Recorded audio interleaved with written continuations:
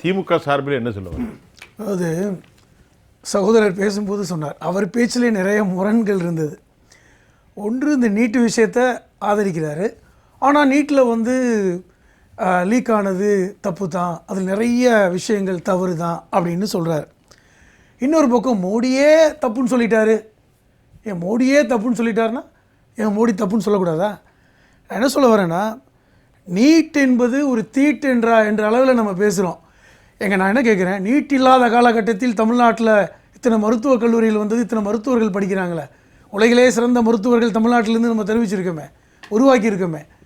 அதனால் நீட்டு வைத்துத்தான் இல்லை. சொல்லப்போனால் இன்றும் பார்த்திங்கன்னா நீட்டினால் எவ்வளவு மோசமான விளைவுகள் என்பதை 2008 பாருங்கள். மத்திய பிரதேசத்தில் இந்த வியாபம் ஊழலை பாருங்கள். அப்பொழுது இந்த மருத்துவ இந்த என்ட்ரன்ஸுக்காக நடந்தது, இன்ஜினியரிங் என்ட்ரன்ஸுக்காக நடந்த ஊழல், அதில் எத்தனை பேர் கொல்லப்பட்டார்கள், அவர்கள் இன்ன வரைக்கும் கண்டுபிடிக்கல ஏன் கொன்றாங்கன்னு. அப்போ இதில் பல்வேறு விஷயங்கள் இருக்கிறது. நான் என்ன கேட்டேன், இந்த மாணவர்கள் போராட்டம் நீங்கள் கூட கேட்டீங்க ஆரம்பத்தில், அரவிந்த் கெஜ்ரிவால், இப்போ இருக்கின்ற அபிஜித் தீப்கே, அப்போ இருக்கின்ற அண்ணா ஹசாரே, இப்போ இருக்கின்ற சோனம் வாங்கே, இதெல்லாம் நீங்கள் ஒப்பிட்டு சொன்னீங்க, அது வேறு. நான் என்ன கேட்குறேன், மொத்தத்தில் மாணவர்கள் போராட்டம் டெல்லியில் நடந்தது, இந்த நீட்டுக்கு எதிரான போராட்டம், அதில் மாற்று கருத்து இல்லை. அந்த மாணவர்களோட நீட்டை வந்து நீக்கணும்னு சொல்லி ஆரம்பத்தில் போராடின மாதிரி தெரியல. அந்த கல்வி அமைச்சரை பதவி விலக சொன்னாங்க. அந்த நீட்டுடைய அந்த கொஷின் பேப்பர் லீக்குக்காக அதாவது தற்கொலை செய்த 11 பேருக்கு நீங்கள் 1 கோடி ரூபாய் ஒரு ஆளுக்கு கொடுங்கன்னு சொன்னாங்க. இப்படித்தானே அவர்களுடைய கோரிக்கை இருந்தது. ஆனால் நம்ம தென்னகத்தை அப்படி இல்லை, நீட்டே நீட்டு தேவையில்லைன்னு சொல்லி தான் நம்ம இது பண்ணிகிட்டு இருக்கோம். அப்போ இந்த மாணவர்களை எப்படி கொச்சப்படுத்துறீங்க? மாணவர்கள் என்னமோ வந்து ஆயுதங்களை கொண்டு வந்துட்டாங்க, அவர்கள் வந்து ஒரு பெரிய பயங்கரவாதிகள். எங்கள் குடியுரிமை திருத்த சட்ட போராட்டம் நடந்த போது சொல்லுங்க, இது வந்து இப்போ கிடையாது. இந்த கூடங்குளம் அணுமின் நிலையம் வரும்போதே காங்கிரஸ் கட்சியிலே சொன்னாங்க, அமெரிக்க ஏஜென்ட்கள் உள்ளே புகுந்து விட்டார்கள், ரஷ்ய ஏஜென்ட்கள் உள்ளே. இல்லை, இதுதான் சொல்கிறேன், இது உலகம் ஃபுல்லாக நடக்கிறது. இந்த மாதிரி மாணவர் போராட்டத்தை கொச்சைப்படுத்துறது தப்பு. அவர்கள் கத்தி கோடாரி கார் அடிக்கிறது இதெல்லாம் மாணவர்கள் செய்யும் வேலையா? இல்லங்க, மாணவர்கள் அப்படிப்பட்ட மாணவர்கள் நீங்க இந்திய குடியுரிமை திருத்த சட்ட போராட்டம் அறவழியில் நடந்த போது யார் உள்ள போய் பிரச்சனை பண்ணாங்க? அது யார் காரணம்? குடியுரிமை திருத்தம் ஜவஹர்லால் பல்கலைக்கழகத்தில் நடந்த போது யார் போய் நின்று இந்த பிரச்சனைகளை பண்ணாங்க? பிஜேபி காரங்க பண்ணலையா? யார் பண்ணாங்க? பிஜேபி காரங்க தான். அவர்களே போய் தான் ப்ரூவ் பண்ணுங்க. அதுதான் சொல்றேன், நீங்க ஈஸியா ப்ரூவ் பண்ணுங்கன்னு சொல்லுங்க. இதே மாதிரி ப்ரூவ் பண்ணுங்க. நீ சார் யூ அக்யூஸ் பிஜேபி. இல்ல ஒரு நிமிஷம் இருங்க, எந்த பிஜேபி காரங்க கேளுங்க, ஒரு நிமிஷம் இப்ப நான் சொல்ல முடியும். உதயநிதி ஸ்டாலின் நம்ம நீட்ட வந்து முதல்ல கட்டல நீங்க போய் சொல்லி ஆட்சி வந்தாரு, ப்ரூஃப் இருக்கு. நீங்க பேசும்போது நான் குறுக்கிடல. இல்ல உதயநிதி போய் சொல்லி நீங்க பேசும்போது நான் குறுக்கிடல. ஜென்சி தான் பரவாயில்ல, நீங்க பேசும்போது குறுக்கிடல. நான் என்ன சொல்றேன்னா, அது காக்ரோச் ஜனதா பார்ட்டி இந்த நீட்டுக்கு எதிரான போராட்டம் ஒரு பக்கம் நடத்தும் போது இந்த போராட்டத்தை கொச்சைப்படுத்தும் விதமாக பேசுவதை நான் விரும்பல. அவருடைய நோக்கம் எப்படினாலும் வந்துட்டு போகலாம். ஆனால் இந்த நீட்டு தேவைகள் என்பதுதான் தமிழக மக்களுடைய ஒற்றுமொத்த கருத்து. அதில் எந்த மாற்று கருத்து இருக்கிறத நான் பார்க்கல. பிஜேபியை தவிர அத்தனை பேரும் நீட்டை ஆதரிக்கிறாங்க, நீட்டை எதிர்க்கிறாங்க. நீங்கள் தான் ஆதரிக்கிறீங்க ஒரு பக்கம். இப்போது இந்த பேச்சின் ஆரம்பத்தில் சொன்னீங்க, இன்னைக்கு பாராளுமன்றம் முடக்கப்பட்டிருக்கிறது.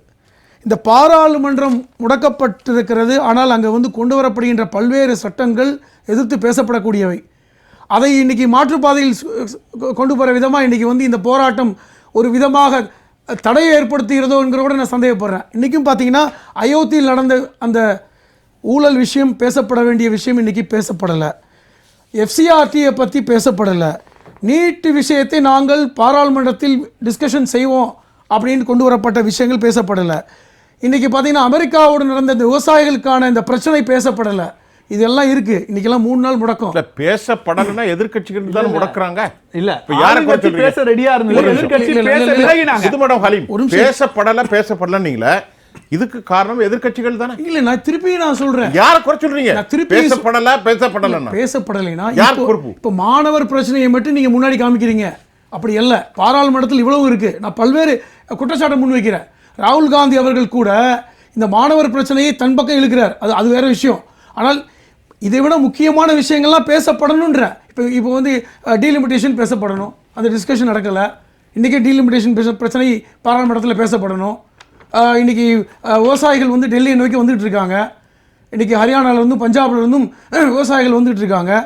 ஏற்கனவே வந்து அமெரிக்காவிலிருந்து பாலிலிருந்து கால்நடை தொழிலிருந்து பல்வேறு விவசாய பொருட்கள் இறக்குமதியில் 11% வந்து இன்னைக்கு வந்து இது கொடுத்துருக்காங்க. இப்போ இதெல்லாம் பேசப்படணும்ல, இதெல்லாம் இன்னைக்கு வந்து மடைமாற்றம் செய்யப்படுகிறது. ஒன்று, இன்னைக்கு முறையாக இன்னைக்கு நீட்டுக்கு எதிராக இன்னைக்கு மக்கள் மாணவர்கள் போராடுறதை நீங்கள் வந்து தோழர் வந்து கொச்சப்படுத்துறாரு. என்னமோ இவர் பயங்கரவாதிகளை போன்றும் ஆனால் நியாயமான கோரிக்கை தானே. இன்னைக்கு 11 இன்னைக்கு நீட்டுக்கான இந்த கொஸ்டின் பேப்பர் லீக் என்பது இன்னைக்கு கல்வி அமைச்சகம் பொறுப்பேற்று அவர் கல்வி அமைச்சர் பதவி விளையிருக்கணுமா இல்லையா? நியாயமாக பார்த்தா அதையே இன்னைக்கு விளையல.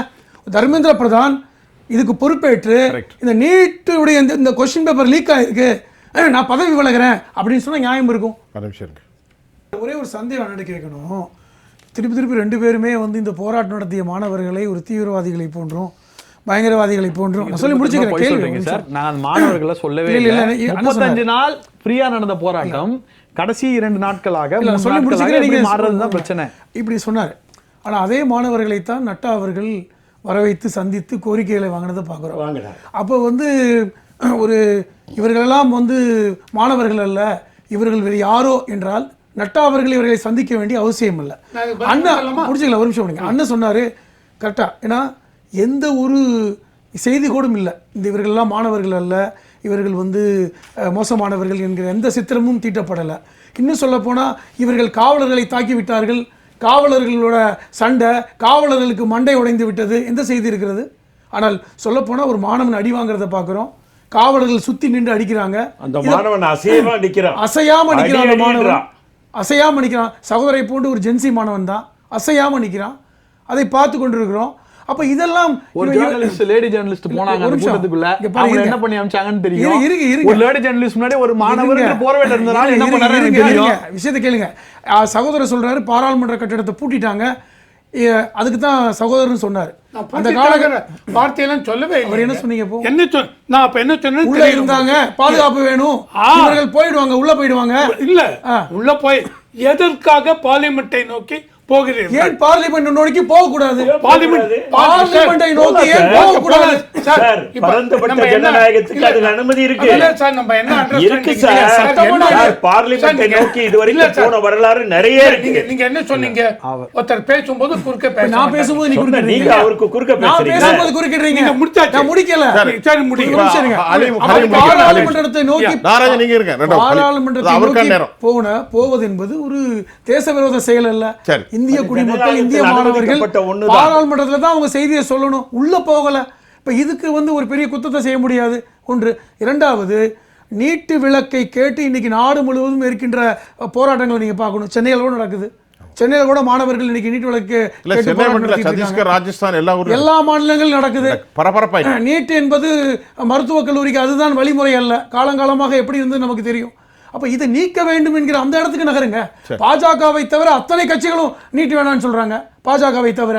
இப்ப இதைத்தான் நம்ம கேட்கிறோம். இதை நீங்கள் மாணவர்களை நீங்கள் கொச்சைப்படுத்தும் விதமாக செய்வதை விட்டுவிட்டு உண்மையில் மாணவர்கள் பிரச்சனை என்ன அப்படிங்கிறத பார்க்கணும். இன்னொரு விஷயத்த சொல்லணும். நீங்க கேட்டீங்க, ராகுல் காந்தி இதை அரசியலாக்கவில்லையா அப்படிங்க. அதுல எனக்கு மாறுபட்ட கருத்து உண்டு. அரசியல் நோக்கம் இருக்கிறதான இருக்கு, கண்டிப்பா உண்டுங்கிறது எனக்கு கருத்து உண்டு. இன்னைக்கு கூட மாணவர்கள் போராட்டத்தை ராகுல் காந்தி போராட்டமாக சித்தரிக்கின்ற செய்தியும் செய்யறாங்க. அது ஒன்றும் மாற்று கருத்து இல்லை. ஆக மொத்தத்தில் மாணவர் போராட்டத்தை மாணவர் போராட்டமாக காமிக்க வேண்டும். நீட் விளக்கு என்பது முக்கியம். இது வந்து பாராளுமன்றத்தில் விவாதிக்கப்பட வேண்டும் அப்படிங்கிறது தான். இன்னைக்கு அதை விவாதிப்போம்னு சொல்லியிருக்காங்க. அதுக்கு முன்பாக இந்த ஒன்றிய பாஜகவுடைய கல்வித்துறை அமைச்சர் ஏன் ராஜினாமா செய்ய மறுக்கிறார் அப்படிங்கிறது பார்த்தா நான் என்ன நினைக்கிறேன், அவர் அடிப்படையில் ஒரு ஆழ்ந்த RSS, அவரை நீங்க நீக்க முடியாது என்பதுதான் என்னுடைய. தமிழ்நாடு முதலமைச்சர் சி. ஜோசப் விஜயின் அறிக்கை வெளியாகி இருக்கிறது. நீட்டுக்கு எதிராக குரல், அதில் சமாதானமே இல்லை, அதை தெளிவுபடுத்தியிருக்கிறார். இது நாள் வரைக்கும் திமுக எல்லாரும் சொன்னாங்க, பிஜேபி எதிர்த்து திரு விஜய் பேசுறதே இல்லைன்னு இப்போ அறிக்கை விட்டுருக்கார். இதை பற்றி என்ன சொல்ல வரீங்க நீங்கள் சொல்லுங்கள். இல்லை, ஆரம்பத்தில் வந்து திரு ஜோசப் விஜய் அவர்கள் வாய் திறக்கல இந்த பிரச்சனை நடக்கும்போதெல்லாம். இன்னைக்கு திறந்துட்டார்ல, கேளுங்க நான் சொல்கிறேன். அவர் கொடுத்த ஃபர்ஸ்ட் அறிக்கை என்னன்னா, அங்கே இருக்கின்ற போராட்டக்காரர்களுக்கும் காவலர்களுக்கும் நடந்த ஒரு கைகலப்பு போன்று தான் அவருக்கு அறிக்கை கொடுத்தார். அப்படிலாம் கொடுக்கல. இல்லை, அப்படி தான் கொடுத்தார். இன்டர் இருக்கு அவரோட அஃபிஷியல். அதுக்கப்புறம் இப்போ நீங்கள் கொடுத்துருக்கா, இதை பாருங்க, நான் படிக்கிறேன். இப்போ கொடுத்தது, நீட் தேர்வு குளறுபடிகளை எதிர்த்து டெல்லியில் நடைபெற்ற இளைஞர்கள் போராட்டத்திற்கு ஆதரவாக களமிறங்கிய மக்களவை எதிர்க்கட்சி தலைவர் திரு ராகுல் காந்தி அவர்கள் உள்ளிட்ட தலைவர்கள் பலர் கைது செய்யப்பட்டது போட்டிருக்கார். இதுதான் ஜனநாயகத்துக்கு எதிரானது. கடைசியாக தமிழக வெற்றிக் கழகம் தனது இந்த இதுக்கு முழு ஆதரவை தெரிவிக்கும் அப்படி சொல்லிட்டு ஒரு நிமிஷம் கன்கரண்ட் லிஸ்ட்ங்கிற பேச்சு அதான் சொல்ல வரேன். 2 விஷயம் சொல்ல வரேன். கல்வி என்பது மாநில பட்டியலில் இருக்க வேண்டும் என்று தெரியும். 2 விஷயம் அதை தான் சொல்ல வரேன். ஒன்று அதுக்கு வரேன். இப்போ இது எதுமோ ராகுல் காந்தி போராட்டம் மாதிரி ராகுல் காந்திக்கு ஆதரவு கொடுக்குறார். ஆனால் இந்த மாணவர்களை எதிர்த்து மாணவர்களை அடக்குமுறை செய்த உள்துறை அமைச்சர், அவருடைய காவல்துறை தான், உள்துறை அமைச்சருக்கு எதிராக எந்த கருத்தும் இல்லை. எப்படி சொல்றீங்க இந்த கருத்து வரணும் அப்படிலாம் சொல்ல முடியாது. ஒரு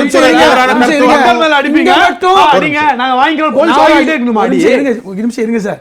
இங்க மட்டும் ஒரு விஷயம் நடந்தா முதல்வர் அங்கிள் அந்த அங்கிள்னு பேசுறீங்கல்ல. இப்போ உள்துறை காவல்துறை யாருடைய கட்டுப்பாட்டில் இருக்கு டெல்லியில? இல்ல அதத்தான் நான் கேக்குறேன். தமிழ்நாட்டுல காவல்துறை யாரோட கட்டுப்பாட்டுல இருந்தது? போன ஆட்சியில யாரோட கட்டுப்பாட்டுல இருந்தது? ஐயா இப்ப அதத்தான் போன ஆட்சியில யாரோட கட்டுப்பாட்டுல இருந்தது? முதல்ல என்னோட கருத்தை சொல்ல விடாம தடுக்கிறீங்க பாருங்க. விஜய் அவர்கள் ஒரு கருத்தை சொல்ல விடாம தடுக்கிறீங்க பாருங்க. நீங்க கேக்குற அந்த கேள்வியும் அதற்குள்ள வந்து திருப்பி சொல்லுங்க. இப்ப 3 பேர் சேர்ந்து தடுக்கிறீங்க பாருங்க. ஒரு கருத்தை சொல்ல அவர் ரெண்டு பேர் அதான் சொல்றேன். ஒரு நிமிஷம் நியாயம் எனக்கு தெரியல, பரவாயில்ல. அதாவது இப்ப இந்த வார்த்தை நான் எதுக்கு சொல்றேன், எதுக்கு இதை சொல்றேன் அப்படின்னா, கொஞ்சம் கூட ஒன்றிய அரசை அவர் எதிர்த்து பேசல. அவர் எதிர்த்து பேச போறது இல்ல. பேசக்கூடாது நீங்க நினைக்கிறீங்க. கண்டிப்பா பேச மாட்டார். பேசக்கூடாது நீங்க நினைக்கிறீங்க. இல்லங்க, பேசணும்னு நினைக்கிறோம். எப்படி அவர் பேசணும். பேசிட்டு வர எங்க பேசினாரு? ஜனநாயக அடக்குமுறைங்கற. ஜனநாயக அடக்குமுறைங்கற. இன்னும் பேசணும். இது தப்பு பேசணும். ஒரு வார்த்தை இருக்கு, இது சரியான வார்த்தை தான். என்னன்னா, கல்வியை கன்கரண்ட் லிஸ்ட்ல, அது சரியான வார்த்தை, அது மறுக்கல. ஏன்னா நம்ம திருப்பி திருப்பி கேட்டுக்கிட்டு இருக்கோம், கல்வி மாநில பட்டியலுக்கு கொண்டு வரப்பட வேண்டும் என்றது இவருடைய குரல் மட்டும் இல்ல, ஒட்டுமொத்த தமிழர்களுடைய குரல் அதுதான். ஏன்னால் இந்த கல்வி கலந்த காலத்தில், எமர்ஜென்சி காலத்துக்கு அப்புறம் இந்த கல்வி அந்த லிஸ்ட்டுக்கு போடுறது அந்த காலகட்டம், அதெல்லாம் தெரியும். அண்ணன் ஒத்துக்குவார் எமர்ஜென்சி காலகட்டத்தில் எப்படி போச்சுன்னு. அப்போ அந்த கல்வியை மீண்டும் நம்ம மாநில பட்டியலுக்கு கொண்டு வரணும், அது மாற்று கருத்து இல்லை, அதை பேசுறது சரிதான். அதே நேரத்தில் இந்த மாணவர்களை அடக்குமுறை செய்து இந்த மாணவர்களை அடித்து நொறுக்கிய எங்க தமிழ்நாட்டில் நடக்குது. அதுதாங்க ஜனநாயக அடக்குமுறை. எல்லாமே அடங்குது. இல்ல சார், ஒன்னே ஒன்று கேட்கிறேன். இப்போ டெல்லியில் நீட்டுக்கு எதிராக போட்ட மாணவர்கள் சொல்றீங்களே, சென்னையில் திருவொற்றியூரில் கலந்த மாணவர்கள் இந்த நீட்டுக்கு எதிரான போராட்டத்தை காவல்துறையை கொண்டு அடக்குமுறை செய்தது யார்? அந்த காவல்துறை யார் கட்டுப்பாட்டில் இருக்கு? விஜய் அவருடைய கட்டுப்பாட்டில் இருக்கு. அதென்ன அங்க ஒரு பேச்சு இங்க ஒரு பேச்சு பேசுறீங்க. வேற என்ன? அதான் எனக்கு ஒரே ஒரு கருத்து தான். ஒரு கருத்து தான். அண்ணன் சொன்னாரு, அப்போ நீங்கள் நீட்டு பிடிக்கலைன்னா நீங்கள் நீதிமன்றம் போய் எல்லாரும் சேர்ந்து அதுக்கு ஒரு வெர்டிக்ட் வாங்கி அது பண்ணால் பண்ணிடலாமேன்னு. நான் என்ன கேட்குறேன், ஏற்கனவே நீதிமன்றம் இந்த தலைமை தேர்தல் கமிஷனருக்கு ஒரு கொலிஜியம் போட்டாங்க, யாரெல்லாம் இருக்கணும் அப்படின்னு. அதையே இவங்க சட்டம் போட்டு மாத்தினாங்க, தலைமை நீதிபதியே மாத்திட்டாங்க. இப்படி இருக்கக்கூடாதுன்னு. அதனால இல்ல கருத்து நான் முடிச்சுக்கிறேன் சார். எதுக்கு இவ்வளவு பதட்டப்படுறீங்க? தவறான கருத்து சொல்லி முடிச்சதுக்கு சொல்லுங்க. அதுல இல்லையே அந்த 3 பேர் கொண்ட கொலிஜியத்தில் தலைமை நீதிபதி இல்ல, அடுத்த ரேங்க்ல இருக்கிற ஒரு கேபினட் மினிஸ்டர். தலைமை நீதிபதி வேணும்னா ஆர்டினன்ஸ் கொண்டு வந்தாச்சு. ஆர்டினன்ஸ் கொண்டு வந்தா சட்டத்துறை அமைச்சர் சொல்லி முடிக்கிறதுக்குள்ள ஏன் சார் இவ்வளவு பதட்டம்? இப்ப அமித்ஷா இருக்கு, ஏன் பதட்டப்படுறீங்க? நான் சொல்லி முடிச்சுக்கிறேன் சார், அத கூட விட மாட்டேன்றீங்க. அப்ப ஒரு ஜுடிஷியல் விஷயத்துல போய் பண்றது மாதிரி சொல்றாங்கல்ல, அதை எப்படி பாஜகவுடைய ட்ராக் ரெக்கார்டு பண்ண முடியாது. இதெல்லாம் இருக்கு. ரெண்டாவது ஒரு விஷயம், இந்த நீட்டு விஷயத்துல நீட்டு விஷயத்துல சகோதரர் கூட சொன்னாரு ஒரு புதிய ஆல்டர்னேட்டிவ் விஷயங்கள்லாம். ஆனா இந்த நீட்டுங்கிறது ஒரு பெரும் பணம்ங்க. இந்த இதுக்கு பின்னாடி இருக்கின்ற அது பணம் கொளிக்கின்ற ஒரு விஷயம். சென்னையில ஐயா ஒரு சின்ன